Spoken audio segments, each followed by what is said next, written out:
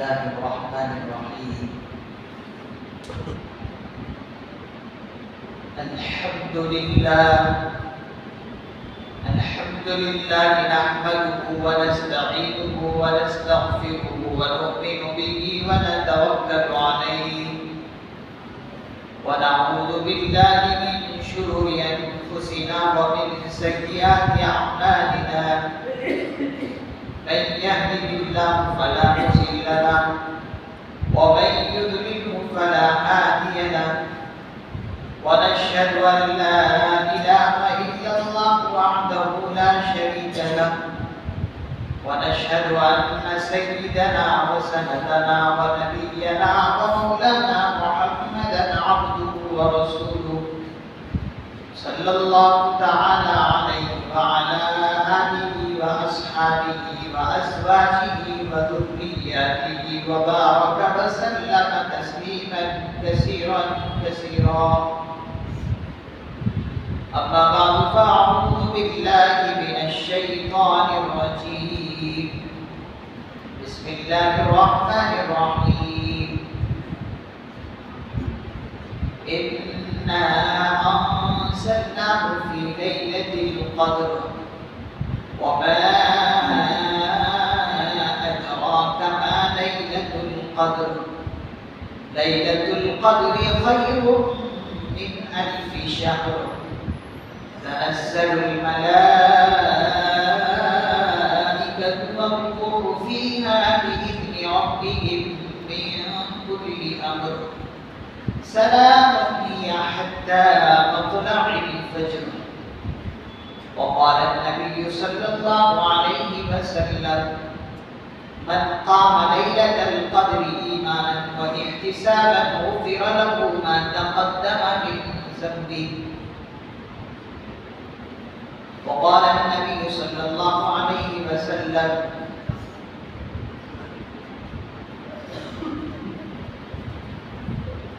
المعتكف ويعتكف السرور ويجري له من الحسنات كعامل الحسنات كلها أو كما قال النبي صلى الله عليه وسلم رب اشرح لي صدري ويسر لي أمري واحلل عقدة من لساني يفقهوا قولي. اللهم صل على سيدنا محمد وعلى آل سيدنا محمد وبارك وسلم. سارے حضرات ایک مرتبہ محبت کے ساتھ، ادب کے ساتھ، احترام اور عظمت کے ساتھ دل کی گہرائی سے درود پاک پڑھیں.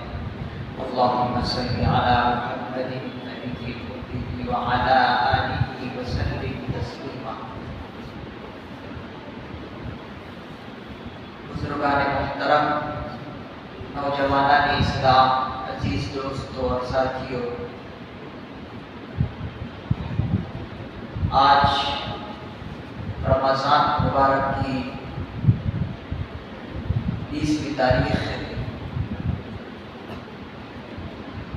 ماہ مبارک بڑی ہی تیزی کے ساتھ ہم سبوں سے رخصت ہوا چاہتا ہے.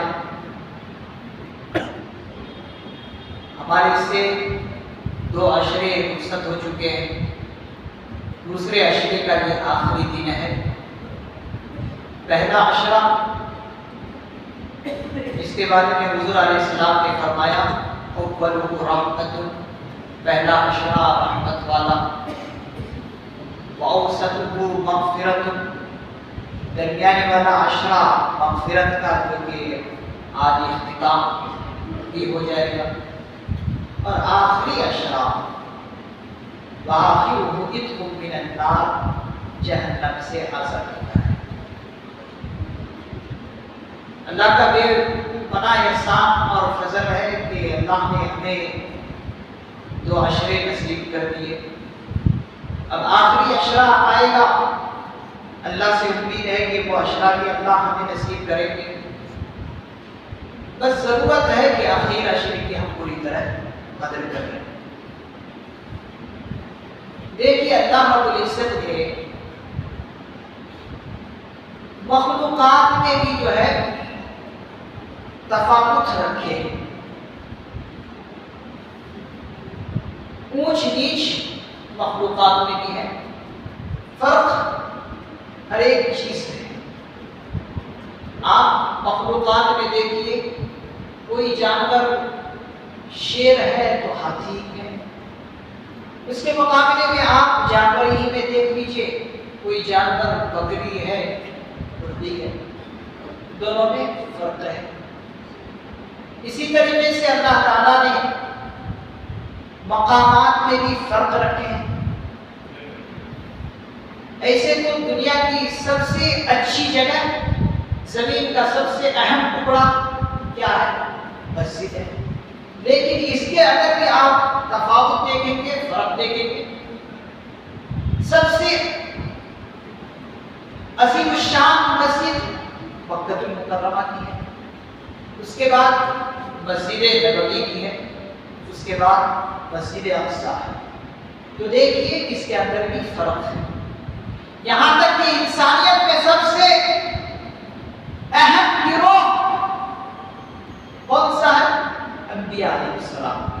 تو انسانیت کے اندر بھی فرق ہے۔ انسانیت میں سب سے اہم گروہ اور جماعت وہ کن کی ہے؟ انبیاء علیہ السلام کی ہے۔ پھر انبیاء علیہ السلام میں بھی فرق ہے، درجے ہیں۔ تلک الرسل فضلنا بعضهم على بعض۔ اللہ تعالیٰ نے انبیاء کے درجات میں بھی فرق رکھے ہیں کہ کوئی بڑے درجے کے، کوئی اس سے کم درجے کے۔ اسی طریقے سے اللہ تعالیٰ نے عبادتوں کے اعتبار سے بھی فرق رکھے ہیں، عبادتوں کے اعتبار سے بھی فرق رکھے ہیں، اعمال کے اعتبار سے بھی فرق رکھے ہیں۔ یہی نماز، یہی فرض نماز آپ رمضان کے علاوہ مہینے میں ادا کرتے تھے تو ایک فرض کا ثواب آپ کو ملتا تھا، لیکن آپ وہی جمعے کی نماز رمضان میں ادا کر رہے ہیں تو 70 فرضوں کے برابر ثواب کما رہے ہیں۔ اسی طریقے سے آپ دنوں کو دیکھ لیجئے، دنوں میں بھی آپ فرق محسوس کریں گے۔ ہفتے کے سارے دنوں میں عظیم الشان دن اللہ نے جمعے کے دن کو رکھا ہے۔ اسی طریقے سے آپ سوچتے جائیے، آپ غور و فکر کرتے جائیے، آپ کو محسوس ہوتا رہے گا سال بھر میں کچھ دن ایسے مخصوص ہیں کہ ان کے یہاں ان دنوں میں عبادت کرنے کا زیادہ ثواب ہے۔ مثال کے طور پر حدیثوں میں جو معتبر حدیثیں ہیں اس کے خلاصہ میں یہ بات آتی ہے کہ 5 دن اور رات اتنے عظیم الشان ہے کہ ان میں عبادتوں کا کیا کہنا۔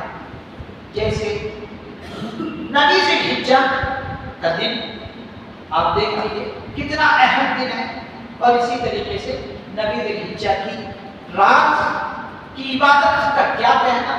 پھر اس کے بعد آپ عید الاضحیٰ کو دیکھ لیجیے، عید الاضحیٰ کا دن کتنا اہم ہے اور اس کی رات کتنی اہم ہے۔ اس سے آگے چلیے آپ عید الفطر کو دیکھ لیجیے، عید الفطر کی رات کی کتنی اہمیت ہے۔ اس سے آگے بڑھیے آپ شعبان المعظم کی 15ویں تاریخ جسے شب برات کہتے ہیں، اس رات کا کیا کہنا۔ اس سے آگے بڑھیے لیلۃ القدر جسے ہم شب قدر کے نام سے جانتے ہیں۔ تمام راتوں میں سب علماء متفق ہے کہ بڑی ہی عظیم الشان رات شب قدر ہے۔ تو حاصل گرہ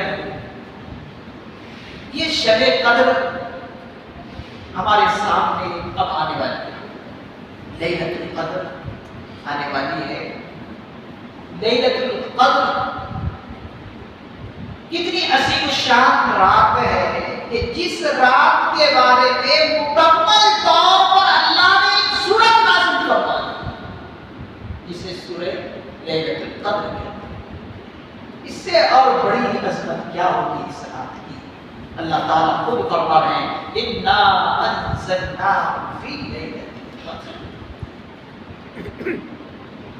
اللہ تعالیٰ ارشاد فرماتے ہیں کہ ہم نے اس قرآن کریم کو لیلۃ القدر میں نازل کیا ہے۔ یہاں پر ایک پوائنٹ کی بات سنیں کہ اللہ کی یہ عظیم الشان کتاب کتنی عظیم الشان کتاب ہے کہ انسانیت کے لیے قیامت تک کے انسانوں کے لیے ایک رہنمائی والی کتاب ہے، جسے ہدایت نامہ اللہ تعالیٰ نے کہا۔ اور یہ کہیے کہ یہ آخری کتاب اور اللہ کی طرف سے آنے والی آخری ایڈیشن، جسے قرآن مجید کہتے ہیں، اس کو نازل کرنے کے لیے اگر کوئی رات اللہ نے چنا تو وہ لیلۃ القدر کی رات۔ کتنی عظیم شان رات ہمیں نصیب ہونے والی، جس رات کا کیا کہنا۔ وہ رات کب سے شروع ہو جائے گی؟ وہ رات اخیر عشرے کی پہلی طاق رات سے شروع ہو جائے گی۔ اخیر عشرے کی پہلی طاق رات میرے عزیزو آج کی رات ہے۔ پہلی طاق رات کون سی ہے؟ آج کی رات ہے۔ ایسے تو اخیر عشرے کے اندر اللہ نے لیلۃ القدر کو چھپا کر رکھا ہے، لیکن حضور علیہ السلام کو یہ بھی بتایا گیا کہ اخیر عشرے کی وہ جو طاق راتیں ہیں، انہی طاق راتوں میں لیلۃ القدر کو میں نے چھپا کر رکھا ہے۔ ان طاق راتوں میں عبادت کرنے کا اہتمام، نہایت ہی اہتمام کے ساتھ عبادت کرنے کا اہتمام کرنا۔ لیلۃ القدر کتنی عظیم الشان رات ہے، کتنی عظیم الشان رات ہے کہ حضور علیہ السلام نے فرمایا من حرم الخیر فقد حرم الخیر کلہ، کہ جو شخص لیلۃ القدر سے محروم رہ گیا وہ گویا کہ ساری خیر اور بھلائی سے محروم رہ گیا۔ اب معلوم یہ چلا خیر اور بھلائی سے حقیقتاً وہی شخص محروم ہو سکتا ہے جس کی نصیب ہی خراب۔ تو آج میں جس ٹاپک پر بات کرنے جا رہا ہوں وہ ہے اعتکاف اور لیلۃ القدر۔ یہ لیلۃ القدر کیوں اللہ نے عطا فرمائی؟ مفسر نظام نے لکھا ہے کہ یہ خصوصاً امت محمدیہ صلی اللہ علیہ وسلم کو اللہ نے عطیے کے طور پر، تحفے کے طور پر عطا فرمایا۔ کسی اور امت کو یہ چیز نصیب نہیں ہے، صرف امت محمدیہ صلی اللہ علیہ وسلم کو اللہ نے عطیہ اور تحفے کے طور پر عطا فرمایا۔ کیوں؟ تو اس لیے حدیثوں کے اندر آتا ہے کہ ایک مرتبہ آقا علیہ السلام اپنے صحابہ کے درمیان بنی اسرائیل کے بزرگوں کا ذکر فرمایا، بنی اسرائیل کے نیک لوگوں کا ذکر فرمایا، اور ذکر فرماتے ہوئے یہ بات آئی کہ بنی اسرائیل میں ایسے ایسے لوگ گزرے ہیں کہ 80 سال تک عبادت اس طرح کی کہ پلک بھی جھپکنے نہیں، پلک یہ جو یہ حصہ ہے پلک بھی جھپکنے نہیں دیا، اس طرح جو ہے انہوں نے عبادت کی۔ تو صحابہ کو تعجب ہوا کہ 80 سال تک عبادت کی، اور بعض روایتوں کے اندر حضور نے ذکر کیا کہ 1000 کامل مکمل سال تک جو ہے عبادت کی۔ اور بعض روایتوں کے اندر آتا ہے کہ ایک شخص 1000 سال تک اللہ کی راہ میں جہاد کرتے رہے، ہتھیاروں سے لیس تھے، کب تک؟ 1000 سال تک۔ اور روایتوں کے اندر آتا ہے کہ اس مجاہد کے گھوڑے کے منہ پر سے کبھی پسینہ خشک نہیں ہوا، ہر وقت پسینہ رہتا۔ اللہ جب ذکر حضور نے کیا تو صحابہ کو تعجب ہوا، اور بعض روایتوں کے اندر آتا ہے کہ حضور نے پچھلی امتوں کی عمروں کے بارے میں ذکر فرمایا کہ پرانی امتیں جو گزری ہے ان میں سے کسی کو جو ہے 100 سال، کسی کو 200 سال، 300 سال ایسی ایسی عمریں ملی، تو حضور کو اپنی امت پر غم ہوا کہ میری امت کی عمریں تو 60-70 کے درمیان ہے، میری امت کی عمر اتنی کم ہے تو ان پچھلی امتوں کی عبادتوں کے برابر کیسے میری امت عبادت کر سکے گی؟ بھائی جس کو تکلیف ہوتی ہے وہی تو غم محسوس کرے گا۔ حضور کو ہمارے بارے میں غم تھا، روتے تھے، گڑ گڑاتے تھے، اور چاہتے یہ تھے کہ ساری امتوں سے میری امت آگے نکلے۔ کوئی بھی شفیق باپ ہو وہ اپنے اولاد کے بارے میں اسی طرح کا غم اٹھاتا ہے، تو حضور تو ہمارے روحانی باپ ہیں، تو اس طرح سے غم میں کچھ باتیں ذکر کرنے لگے تو صحابہ کو اس پر تعجب ہوا۔ تو اسی وقت حضرت جبرائیل علیہ السلام تشریف لے آئے اور کہا اے محبوب، آپ کو پچھلی امتوں کی عمروں کے بارے میں خیال ہے کہ وہ آپ کی امت سے عبادت میں آگے نکل جائے گی، تو لیجیے اللہ رب العزت آپ کا خیال کرتے ہوئے آپ کو ایک عظیم شان رات دے رہے ہیں جسے لیلۃ القدر کہتے ہیں۔ اس رات کو اگر آپ کی امت یا آپ اگر عبادت کے ذریعے سے اس رات گزار لیں گے تو وہ رات صرف تنہا پچھلی امتوں کی عبادتوں کے برابر ہے یا اس سے آگے۔ اللہ معلوم یہ چلا کہ پچھلی امتیں جتنی عبادت کی، جتنے سال تک عبادت کرتی رہی، ان تمام امتوں کی عبادتیں ایک طرف اتنے سالوں کی اور اس امت کی اس رات کی عبادت لوگوں کی ایک طرف، تو اتنی عظیم شان رات ہم سبوں کو یہ نصیب ہے، اور یہ حضور کے صدقے میں نے کیا۔ حضور اگر کم نہ کرتے تو کہاں سے یہ رات ہمیں جسے شہر قدر کہتے ہیں۔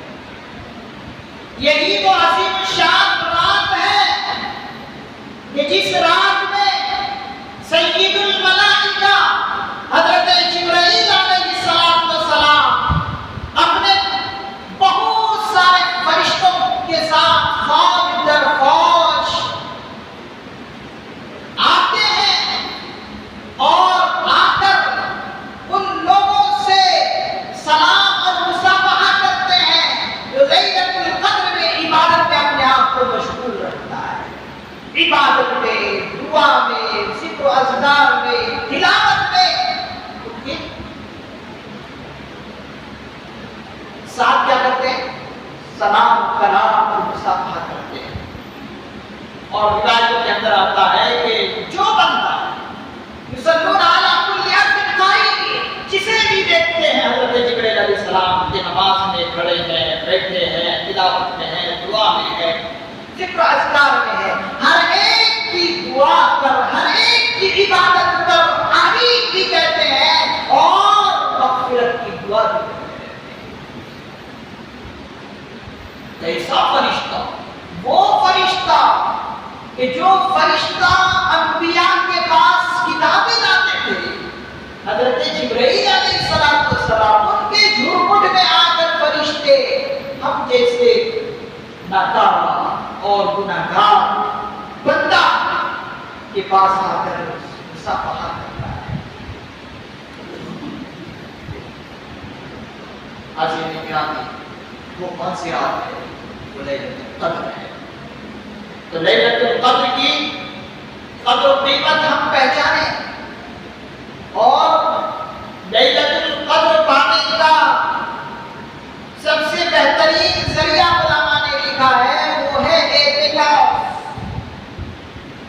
یقینی طور پر اگر کسی لیلۃ القدر چاہیے، شب قدر کی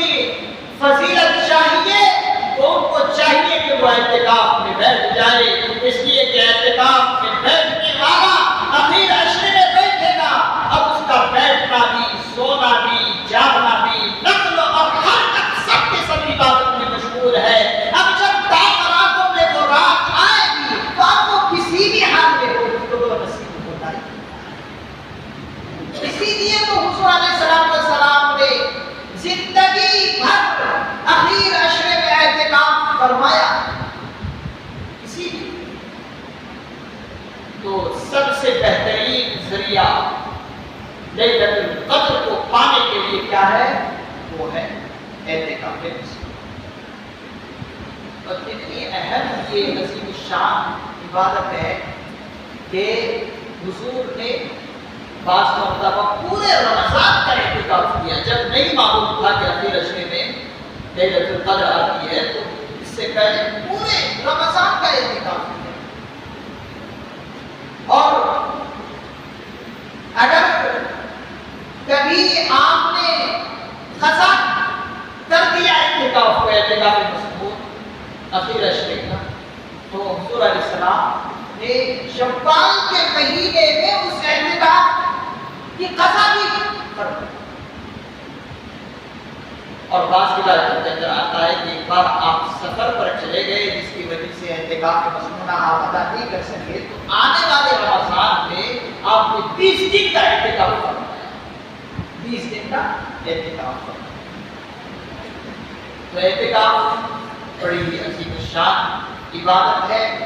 یہ عبادت اپنے اندر ایک نرالی شان رکھتی ہے۔ کیا؟ ایک نرالی شان رکھتی ہے یہ عبادت۔ اتنی بابرکت عبادت، اس کے آپ اہمیت کو اگر اندازہ لگانا چاہے تو یہی کیا کام ہے کہ حضور نے اس کا اہتمام کیا؟ یہی کوئی کام ہے کہ حضور نے اس کا اہتمام فرمایا اور نہایت ہی اہتمام فرمایا؟ کیا یہی کم ہے؟ کم نہیں۔ تو اگر کسی کو یہ لیلۃ القدر چاہیے تو پھر وہ اعتکاف مسکون میں ضرور بیٹھے۔ اعتکاف نام ہے رکنے کا، ٹھہرنے کا، مخصوص مدت تک اللہ کے گھر میں یعنی مسجد میں ٹھہرنے کا نام کیا ہے؟ اعتکاف ہے۔ تو وہ آج آخری دن ہے دوسرے عشرے کا، آج ہی جو ہے ہمیں فیصلہ کرنا۔ اگر آج ہم اس فیصلے کو کر لیتے ہیں تو پھر جو ہے ہماری نصیب کھل جائے گی، نصیب کھل جائے گی۔ آپ کے ایسے کام جو سال بھر آپ انجام دینے کی کوشش کرتے رہے لیکن نہیں کر پائے، امید ہے کہ آپ اس عبادت کو کیجیے، انشاءاللہ آپ کے وہ کام آسانی کے ساتھ ہو جائیں گے۔ یہیں پر ایک اور بھی میں وظیفہ بھی بتا دیتا ہوں جو ابھی مجھے صبح معلوم ہوا وہ وظیفہ۔ میں نے سوچا کہ تیسرا جمعہ ہے رمضان کا، اس تیسرے جمعے میں یہ وظیفہ بہت اہم لگتا ہے، تو میں نے سوچا کہ اللہ والے کی طرف سے وظیفہ آیا ہے، وہ وظیفہ ہم بھی آج کریں گے۔ آپ میں سے اکثر حضرات جو ہے حضرت شیخ الاسلام مفتی تقی عثمانی دامت برکاتہ سابق چیف جسٹس پاکستان کا نام سنا ہے۔ بڑے مایہ ناز عالم ہے، فقیہ ہے، مفتی ہے، دنیا کے کونے کونے پر لوگ ان کو چاہتے ہیں اور عرب علماء ان کی جوتیوں میں رہتے ہیں، ان سے مصافحہ کرنے کے لیے ترستے ہیں۔ وہ عالم بھی، وہ مفتی اعظم، ایک وظیفہ ہم سب کے لیے آج کے 30ویں جمعے کے لیے رکھا اور بتایا۔ حضرت نے فرمایا کہ جو شخص رمضان المبارک کے تیسرے جمعے میں یہ وظیفہ کرنے کا امید ہے کہ اس کی ساری ہر چھوٹی بڑی بیماری دور ہو جائے انشاءاللہ۔ وظیفہ کیا ہے؟ وظیفہ یہ ہے کہ رمضان المبارک کے تیسرے جمعے میں، تیسرے جمعے کے دن میں کوئی سا بھی وقت ہو، سورج غروب ہونے سے پہلے کسی بھی وقت باوضو ہو کر 11 مرتبہ درود ابراہیم پڑھ لیں۔ کیا؟ درود ابراہیم۔ کون سی درود ابراہیم؟ اللہ صلی علی محمد وعلی آل محمد، یہ درود ابراہیم کی نماز کی پڑھتے ہیں، اس کو درود ابراہیم کتنی مرتبہ پڑھنا ہے؟ 11 مرتبہ۔ اس کے بعد لیلۃ القدر، سورہ لیلۃ القدر، انا انزلناہ فی لیلۃ القدر، یہ سورہ پڑھنا کتنے بار؟ 21 بار. پھر اس کے بعد سورہ الم نشرح کتنے ٹائم؟ 21 ٹائم. اس کے بعد پھر جو ہے اخیر میں 11 مرتبہ درود ابراہیم پڑھ لیں. حضرت فرماتے ہیں کہ یہ معمول ایسا ہے کہ انسان کوئی سی بھی بیماری میں کہ انشاءاللہ اللہ کی ذات سے ہوتی ہے، اس کی ہر چھوٹی بڑی بیماری دور ہو جائے. تو آج اس کا اہتمام ہے، بس آج ہی وقت ہے کیونکہ تیسرا جمعہ ہے اور یہ دن عظیم الشان ہے. تو 11 بار درود ابراہیم شروع میں، اس کے بعد 21 بار سورہ لیلۃ القدر، پھر اس کے بعد سورہ الم نشرح 21 بار، پھر اس کے بعد لاسٹ میں درود ابراہیم پھر 11 مرتبہ. یہ اگر پڑھ لیں بہت ساری بیماریوں سے انسان نکل جائے. اللہ سے دعا اللہ تعالیٰ یہ عمل ہمیں کرنے کی توفیق نصیب فرمائے. تو حاضرین گرامی، شب قدر کی اہمیت کو آپ جو ہے سمجھیں اور اس کو اپنے حاصل کرنے کے لیے انتھک کوشش کریں. کچھ بد نصیب لوگ ایسے بھی ہیں کہ لیلۃ القدر میں بھی وہ بد نصیب ہی رہتا ہے اگر وہ توبہ نہ کرے.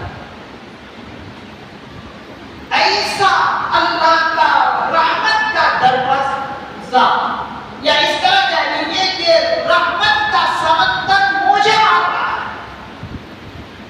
رحمت کا سمندر موجے مار رہا ہے. بارش کی طرح اللہ کی رحمت برس رہی ہے، لیکن ہاں کچھ لوگ ہیں کہ اللہ کے رحمت کے سمندر کے قریب بھی وہ شخص نہیں جا پاتا. بارش کی طرح قطرے اللہ کی رحمت کی برس رہی ہے، لیکن کچھ لوگ محروم رہ جاتے ہیں. اگر محروم ہو رہ جاتے ہیں تو پھر سمجھیے اس کی قسمت کی ٹوٹ ہے. کیوں نہ ہو کہ جب سمندر میں دنیانی ہو اور کوئی پیاسا وہاں پر پیاسا رہ جائے تو اس سے بڑا بد نصیب کون ہے؟ بھائی وہاں پوچھ جائے یا تھوڑا پانی دے دے پی لے. تو اللہ کی رحمت کا یہ سمندر اس وقت بہ رہا ہے، لیکن کچھ لوگ ہیں جو محروم رہ جاتے ہیں. تو ان محروموں سے ہمیں نکلنا ہے، ان محروموں سے نکلنا ہے. اپنے آپ کو محروم اور بد نصیب نہیں بنانا ہے. وہ محروم القسمت کون لوگ ہیں؟ حضرات علماء کرام نے لکھا ہے کہ 4 قسم کے لوگ محروم القسمت ہیں. اگر سچی پکی توبہ نہ کرے تو لیلۃ القدر میں بھی وہ محروم ہی رہے. پہلا شخص وہ ہے جو شراب کا عادی ہے. شراب کا عادی ہو، شراب ہی شراب پیتا ہے. جیسے ہی سنڈے آیا شراب اس کے لیے ضرور. ایسے ہے کچھ لوگ ہیں، آپ تو بڑے شریف آدمی ہیں ماشاءاللہ، آپ اس کے مستحق نہیں ہے. کچھ لوگ ہیں جو شراب پی کر جو ہے گلیوں میں ٹھوکریں کھا رہے ہیں. آپ بھی دیکھتے ہوں گے بہت سارے آج کل مسلمانوں کی عادت بنتی جا رہی ہے کہ دن بھر میں تھوڑے پیسے کماتے، ان تھوڑے پیسوں کو اپنے اہل و عیال پر خرچ کرنے کے بجائے، اپنے آپ پر خرچ کرنے کے بجائے ان شراب کی دکانوں کی نظر کرتا ہے. اللہ محفوظ فرمائے ہم سب کو. وہ بڑی خطرناک بیماری ہے. تو جو شراب کا عادی ہو، اگر وہ سچی پکی توبہ نہ کرے تو اس رات میں وہ بھی محروم رہے گا. اسی طریقے سے دوسرا وہ شخص جو والدین کا نافرمان ہے، والدین کو ستاتا ہے، والدین کو ڈانٹتا ہے، ڈپٹتا ہے، والدین کو آنکھیں دکھاتا ہے، والدین کے لیے طرح طرح کی جملے کستا ہے. صرف ماں اذیت نہیں ہے میرے بھائی، اس کو ماں باپ کو آنکھیں اٹھا کر دکھا دینا یہ بھی تکلیف کی بات ہے. یہ بھی ماں باپ کے نافرمان شمار ہوتے ہیں. کچھ لوگ سوچتے ہیں کہ डांट डपट कर बात करे तो ही माँ बाप नाराज होते हैं। नहीं, बुढ़ापे में माँ बाप का दिल बहुत कमजोर हो जाता है। और मैं तो यहाँ तक कहता हूँ कि माँ बाप का दिल शीशे से भी, आईने से भी उस वक्त कमजोर हो जाता है। इसीलिए माँ बाप को नहीं दुखाना है। तो वो दूसरा शख्स है जो महरूम रह जाता है लैलतुल क़द्र में भी, जो माँ बाप का नाफरमान, वालिदैन का। इसी तरीके से तीसरा वो शख्स जो रिश्तों को तोड़ने वाला है। रिश्तों को तोड़ना आजकल आम हो गया है। रिश्तों की कोई अहमियत ही नहीं समझते भाई। रिश्तों को जोड़ने का हुक्म हुआ है अल्लाह के प्यारे नबी सल्लल्लाहु अलैहि वसल्लम की तरफ से। अगर कोई आपसे रिश्ता तोड़ने की कोशिश करता है, अल्लाह के प्यारे नबी ने हुक्म दिया आप उससे जोड़ो, जोड़ो, आपका काम जोड़ना है। अगर वो बदनसीब है तो वो तोड़ेगा, लेकिन आप जोड़ने की हर वक्त कोशिश कीजिए। तो रिश्तों को तोड़ने वाला महरूम किस्मत रह जाता है। अब चौथा वो शख्स जो कीना कपट करता है, दूसरों से कीना रखता है, दूसरों से हसद करता है। कोई अच्छी पोजीशन में जा रहा है तो अंदर अंदर घुट रहा है कि ये क्यों जा रहा है, मैं क्यों नहीं जा रहा। कोई अच्छी बिल्डिंग बना रहा है, वो अच्छी बिल्डिंग क्यों बना रहा है, मैं क्यों नहीं बना रहा। चलो मैं अगर नहीं बना पा रहा हूँ तो उसको भी नहीं बना। कोई आगे जा रहा, वो क्यों जा रहा, मैं उससे पीछे। तो यही तो कीना और कपट है। तो ये चार शख्स है जो बदनसीब और महरूम और किस्मत रह जाते हैं इस लैलतुल क़द्र में भी। और इसी तरीके से मुस्लिम पर्सनल लॉ बोर्ड के सदर मोहतरम नमूने इस्लाम हजरत मौलाना खालिद सैफुल्लाह रहमानी दावत बरकातुहुल आलिया ने उन लोगों को भी बदनसीब कहा है। इस बात को नोट कीजिए, नोट कीजिए। उन लोगों को भी बदनसीब कहा है जो लैलतुल क़द्र में, शबे क़द्र में बेकार के घूमते रहते हैं। वो लोग भी बदनसीब हैं जो खरीदो फरोख्त के चक्कर में पड़े रहते हैं उस रात में। वो लोग भी बदनसीब हैं जो होटलों का चक्कर काटते रहते हैं, वो भी बदनसीब। अजीब माजरा है भाई। जैसे जैसे रमजान खत्म हो रहा, लोग मस्जिदों में आना कम कर दिए। अरे भाई जब सीजन चलता है, जब आखिरी मरहले पर सीजन रहता है तो वो भी आवाज न लगाने वाला जो कभी आवाज नहीं लगाता वो भी आवाज लगाने लगता है। तरकारी बेचने वाला 10 दिन तक आवाज नहीं लगाया, अब 15 दिन में खत्म हो जाएगा, 5 दिन के बाद वो भी आवाज लगाता है, भाई दे दो, भाई दे दो, भाई दे दो। जब दुनिया के बारे में आपका ये ख्याल है तो ये इबादतों का सीजन खत्म होने पर है और आप दूर भाग रहे हैं। ये कम नसीबी नहीं है और हिमायती और बेवकूफी वाला काम नहीं तो और क्या है, मुझे बताओ जरा। क्या समझते हैं आप? आपने थोड़ी दिन, आपने सिर्फ 10 दिन तक तरावीह पढ़ ली, आपने अल्लाह पर एहसान कर दिया। अरे अल्लाह का आप पर और मेरे ऊपर एहसान है कि उसने बहुत सारों को न देकर हमें जो है रमजान नसीब किया है। तो भाई जरा सोचिए, आखिरी आखिरी में अल्लाह को राजी कीजिए, अल्लाह को मनाइए और आप दूर भागना। ये क्या अक्लमंदी है। तो गुजारिश करूंगा कि ये बातें अपने जहन में बार बार दोहराइए और घर के कोने में बैठकर सोचिए। और जो मैंने लैलतुल क़द्र पाने की एक अजीम शान इबादत है जिसकी तरफ मैंने इशारा किया है, उसके लिए पूरी तरह आज ही घर तैयार हो जाए, अपने घर में से किसी को तैयार करें। तो मर्द हजरात मस्जिद में आ जाए और औरतें जो माए बहनें हैं वो घर में ही एहतिकाफ कर लें। तो मखसूस जगह नमाज पढ़ने की वहीं पर 10 दिन के लिए करके एहतिकाफ में बैठे। आखिरी सवाल और मसला ये है कि जब एहतिकाफ करने वाला मस्जिद में आए तो दाखिल होते ही नियत कर ले भाई। अगर आप मस्जिद में दाखिल हो गए और सूरज गुरूब हो गया, आपने अभी तक नियत नहीं की तो आपका एहतिकाफ नहीं। आप जब असर के बाद आएंगे, सूरज गुरूब होने से पहले पहले नियत कर ले कि मैं 10 दिन के एहतिकाफ के लिए आज अल्लाह के घर में बैठ रहा हूँ। अगर बगैर एहतिकाफ, बगैर नियत के आप मस्जिद में दाखिल हुए लेकिन एहतिकाफ की नियत नहीं, सूरज गुरूब हो ثواب آپ کو نہیں ملے. تو وہ آپ جو ہے جو کرنا رہیے نیت کریں. اللہ تعالیٰ سے دعا ہے اللہ تعالیٰ مجھے بھی اور آپ حضرات کو بھی یہ تمام باتیں جو بڑی ہی امپورٹنٹ باتیں ہیں اللہ تعالیٰ ان تمام باتوں پر ہمیں عمل کرنے کی توفیق نصیب فرمائے. باقی دعوانا الحمدللہ.